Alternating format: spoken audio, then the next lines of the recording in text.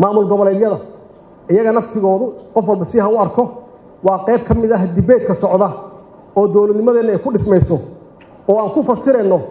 muxuu yahay federal iyo muxuu yahay confederate annagu waxaan aaminsannahay inkastoo qaarkood ay nagu dacaayadeeyaan ay yidhaahdaan dowladda dhexe waa dowlad centrista ah waa dowlad awoodii rabta inay qaadato annagu waxaan rahnaa federaalka saxa annagaa ah maxaa yeele waxaan rabnaa dowlad dhexe oo xoog lahan rabnaa waxaan rabnaa dowlad dhexe oo ciidan fiican leh oo dalka difaaci karta waxaan rabnaa dowlad dhexe oo arrimo dibadeed oo adag leh waxaan rabnaa dowlad dhexe oo immigrationka iyo xuduudadeeda ilaalisa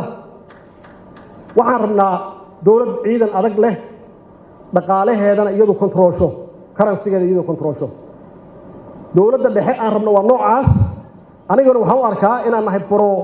federal system inaan nahay wixii ka soo horjeeda taas waa anti federalism way waxaa jira wax la wada leeyahay oo aan ogolnahay in la wada lahaado iyo wax dowlad goboleedyadu ay leeyihiin oo khasab tahay inay qabato oo ah adeegii laakiin dowlad dhexe inuusan muran ka gelin qof walba oo Soomaali ah khaasatan dhalinyarada dowlad dhexe oo xoog leh inay jirto oo dalka difaacda